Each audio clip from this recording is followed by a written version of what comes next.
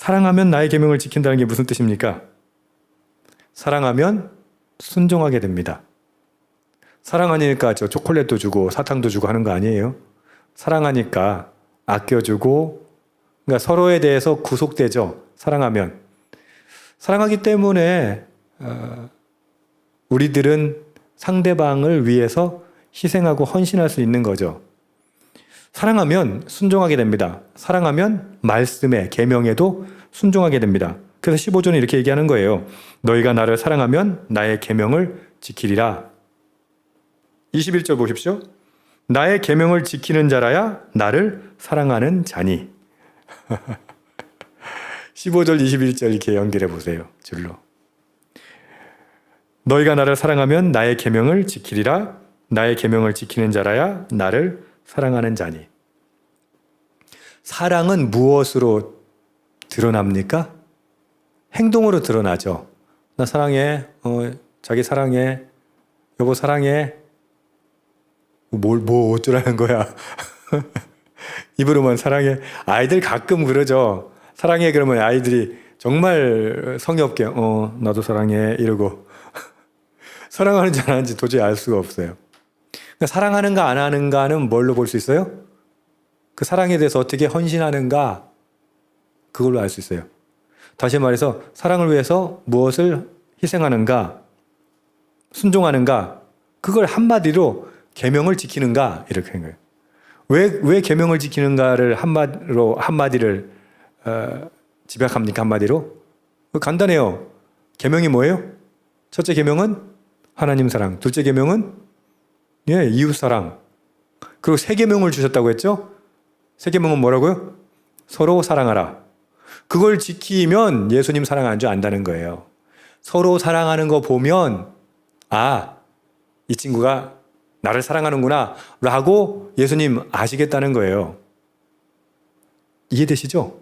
네.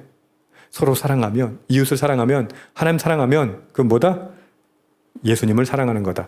그러나 나의 계명을 지키는 자라야 나를 사랑하는 자니라고 말씀하신 것처럼 계명을 지키지 않는 자도 있다는 겁니다.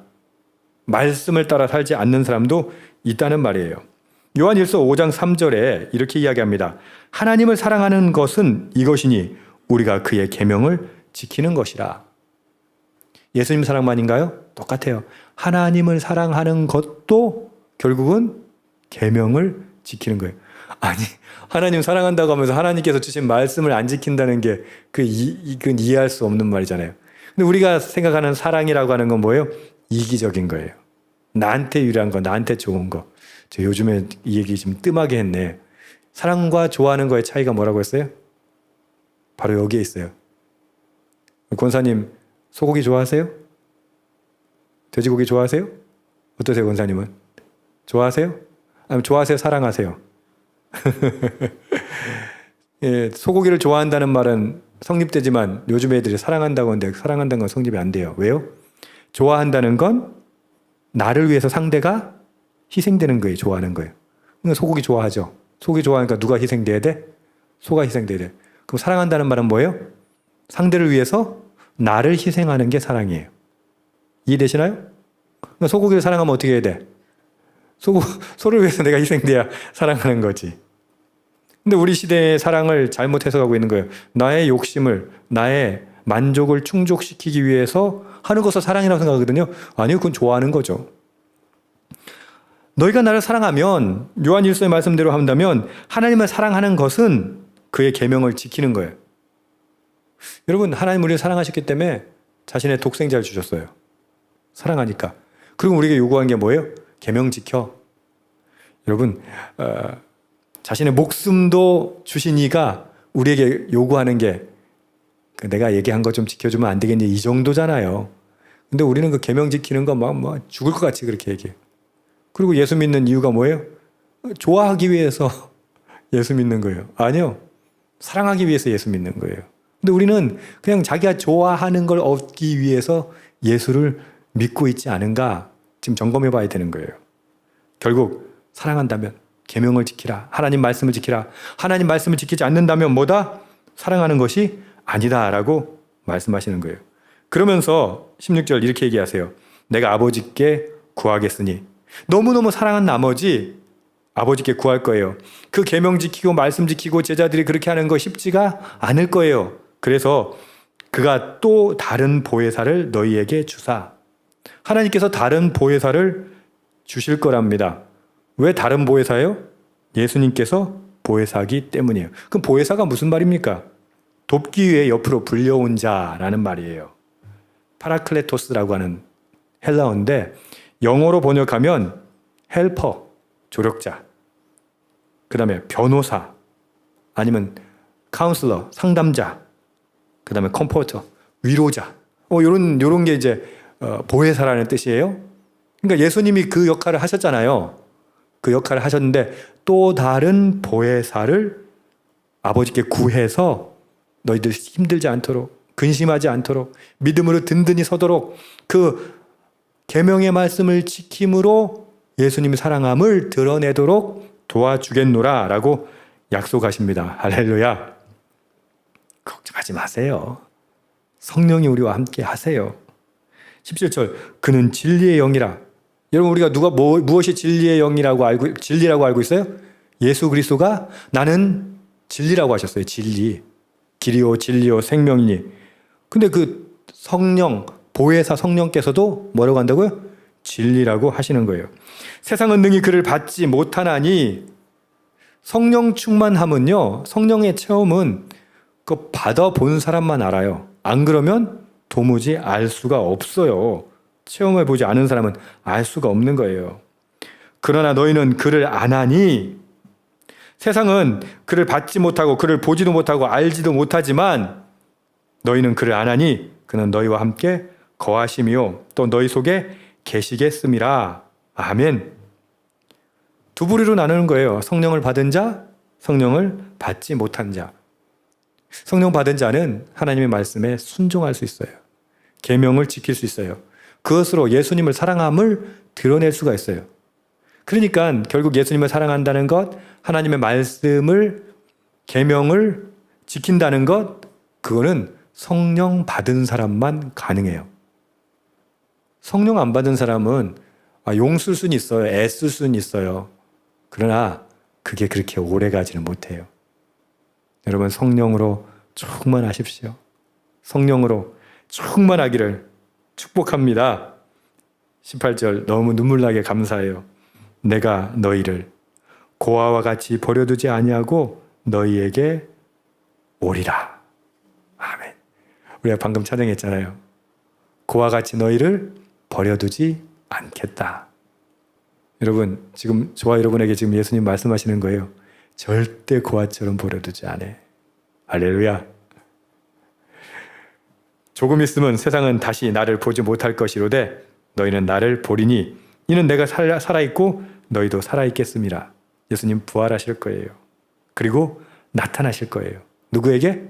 세상에게가 아니에요. 제자들에게. 아멘.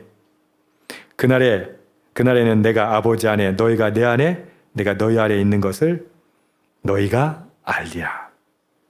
그리고 다시 말씀하시는 거예요. 나의 계명을 지키는 자라야 나를 사랑하는 자니 나를 사랑하는 자는 내 아버지께 사랑을 받을 것이요 나도 그를 사랑하여 그에게 나를 나타내리라. 요한일서 4장 7절 사랑하는 자마다 하나님께로 나서 하나님을 알고. 예수님을 사랑하는 자들이 하나님의 사랑을 받고 예수님도 그 사람을 사랑하며 그에게 나를 나타내리라 라고 말씀하시는 게 뭐예요? 예수 그리스도, 그분을 사랑하는 것, 하나님을 사랑하는 사람, 신분 자체가 하나님의 자녀잖아요. 그죠? 하나님을 알 수밖에 없는 거죠. 이때 유다가, 여기서 말하는 유다는 가룟 유다가 아닙니다. 다데오라고 마태복음하고 마가복음에는 나오는데 이렇게 이야기해요. 주여 어찌하여 자기를 우리에게는 나타내시고 세상에는 아니하려 하시나이까? 왜 성령은, 왜 예수님은 믿지 않는 자들에게 나타나지 않는가? 보이지 않으시겠다고 하는가? 여러분, 믿지 않는 자들에게 수많은 기회가 있었지만 그들은 예수님을 거부했어요. 24절이 그겁니다. 나를 사랑하지 않는 자는 내 말을 지키지 아니하나니. 이게 예수님의 말을 지키지 않는 게 그냥 단순히 예수님의 말이 아니에요. 뭐예요? 내 말이 아니요 나를 보내신 아버지의 말씀이다 라고 결론 내리세요. 여러분, 성령 충만한 사람, 성령을 체험하는 사람은 어떤 사람이에요? 예수님의 말씀을 사모하는 자예요. 그리고 그 계명을 따르는 자예요. 그 따르는 자는 하나님으로부터 사랑을 받아요. 하나님을 알게 되는 거예요. 하나님을 안다는 말은 예수님을 안다는 말이고 성령님을 안다는 거예요. 그러니까 성령을 체험할 수 있고 경험할 수 있고 우리 삶 속에. 근데 여기서 오해가 있을 수 있는데, 성령 체험이 우리가 말하는 이제 오순절적 성령 체험도 있죠. 저는 여러분들이 그런 성령 체험 받기를 바래요. 방언을 경험할 수 있기를 바래요. 모든 은사, 성령의 은사를 받기를 바래요. 근데 그것보다 더 높은 수준의 성령으로 충만하기를 바래요. 뭐예요? 하나님을 아는 것, 하나님을 사랑하는 것, 예수님을 사랑하는 것. 그건 무엇으로 드러난다? 계명을 지키는 것으로. 그 계명을 지키는 것으로 성령의 역사하심, 예수께서 우리에게 찾아오심을 깨닫는 거예요. 그러니까 우리가 평사에 살아가지만, 이 땅에서 살아가지만 예수님을 경험한 사람은 계속 경험해요. 근데 경험하지 못한 사람은 심지어 교회를 다닌 사람들조차도 경험하지 못해요. 왜? 그 계명을 지키지 않으니까. 다른 말로 예수님을 사랑하지 않으니까, 하나님을 사랑하지 않으니까. 사랑해야 알 수 있죠. 하나님을 알지 못하니까, 예수님에 대해서 알지 못하니까.